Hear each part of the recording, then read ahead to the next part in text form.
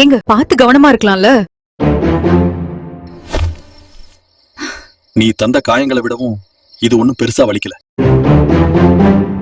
ஏங்க நானா உங்க அம்மாவை வீட்டை விட்டு போச்சோன்னு நீங்க தானே போச்சோன்னீங்க? ஆமா சொன்னதான், ஆனா சொல்ல வச்சது நீதானே. என்னது நானா?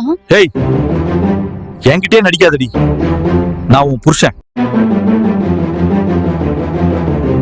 நமக்கு என்ன குறைச்சல் சொல்லு? 2 பிள்ளைங்க, நான் நல்லா சம்பாதிக்கிறேன், நீயும் பேங்க் எக்ஸாமுக்கு படிச்சிட்டு இருக்க.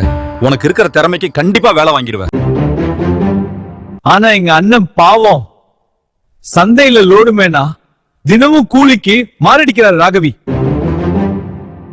பெத்த பிள்ளைங்கள கஷ்டப்படுற ஒரு பிள்ளைக்கு தன்னால முடிஞ்சதை கை கொடுத்து உதவணும்னு ஒரு அம்மாவா அவங்க நினைக்கிறது அவ்வளவு பெரிய தப்பா?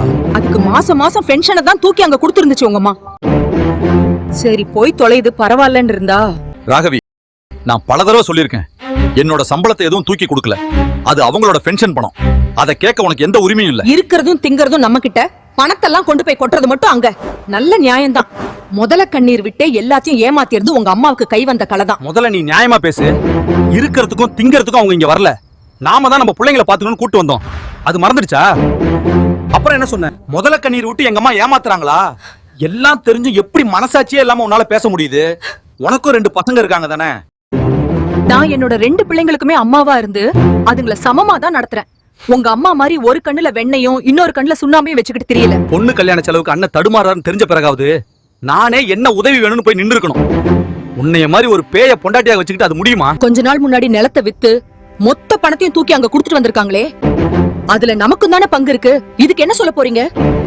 நிலத்தை வித்து என் பங்கு பணத்தை அண்ணன் கிட்ட கொடுக்க சொல்லி நான் தான் பிடிவாதமாய் சொன்னேன்.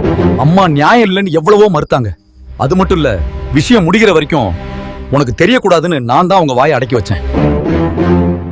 மாமியாரா வேணாம், அட்லீஸ்ட் மனுஷியாவாச்சும் நடத்திருக்கலாம்ல. எதுவும் நேரத்துக்கு செஞ்சு தர மாட்டேன், அவங்களையும் செய்ய விட மாட்டேன். இங்க நிம்மதியையும் தன்மானத்தையும் இழந்துட்டு இருக்க வேண்டாம் தான் நானே எங்க அம்மாவை இங்க வராதமான அண்ணன் கிட்ட அனுப்பி வச்சேன். பேசி முடிச்சிட்டீங்களா? அம்மாக்கும் அண்ணனுக்கும் இம்பார்ட்டன்ஸ் கொடுக்கற நீங்க தான் உலகம்னு நினைக்கிற எங்களுக்கு ஏன் இம்பார்ட்டன்ஸ் கொடுக்க மாட்டேன்றீங்க? இந்த வயசுலயும் பெத்த பிள்ளைங்க நல்லா இருக்கணும்னு நினைக்கிறேன். உங்க அம்மா நல்லவங்கன்னா என் பிள்ளைங்க எதிர்காலம் நல்லா இருக்கணும்னு நினைக்கிறேன்னா கெட்டவளா? சொல்லுங்க. என்ன மாதிரிதானே உங்க அம்மாவும் ஒரு வீட்டுக்கு மருமகளா வாழ வந்திருப்பாங்க. என்ன மகளா பாத்திருந்தாங்கன்னா நான் ஏன் உங்களை மாமியாரா பாத்திருக்க போறேன்? இன்னைக்கு நம்ம கிட்ட இருக்கிறதெல்லாம் எடுத்து கொடுத்துட்டா நாளைக்கு நமக்கும் நம்ம குழந்தைங்களுக்கும் யாரு கொடுப்பாங்க? இது ஏன் உங்களுக்கு புரிய மாட்டேங்குது?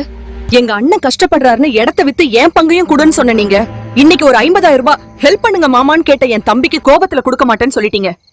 இப்ப சொல்லுங்கள், ஒரு கண்ணுல வெண்ணையும் ஒரு கண்ணுல சுண்ணாம்பு வைக்கிறது யாரு? நான் கெட்டவளா பேசல, என்னோட பிள்ளைங்க எதிர்காலத்துக்காக சுயநலமா பேசுறேன். இதையே தப்புன்னு நினைச்சீங்கன்னா நான் கெட்டவளாவே இருந்துட்டு போறேன். எனக்கும் ஆசைகள் இருக்கு, கனவுகள் இருக்கு. என் கணவர் நல்லா இருக்கணும், என் குழந்தைகள் நல்லா இருக்கணும்னு நினைக்கிறது தப்பா? பேய் மாதிரி இருக்கனா? 2 குழந்தைக்கு அம்மா ஆயிட்டுல. உங்க பார்வைக்கு நான் பேய் மாதிரி தான் தோணும். என்ன மறந்துருங்கன்னு.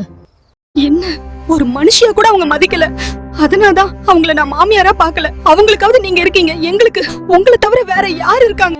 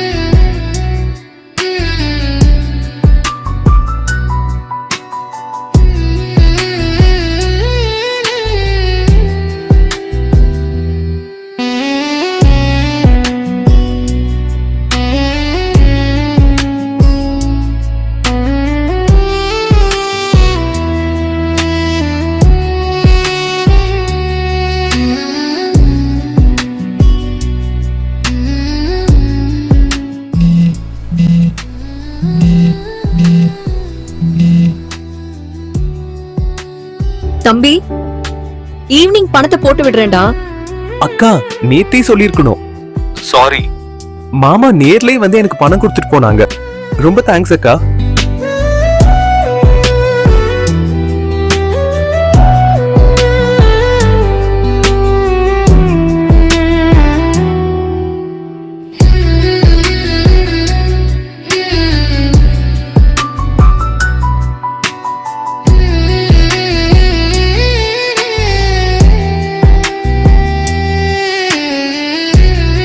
யார் மேல அதிகமா கோவப்படுறோமோ அவங்க மேல தான் அதிகமா அன்பு இருக்கும் ராகவி. சாரி, நீ இல்லாம என்னால வாழ முடியாது.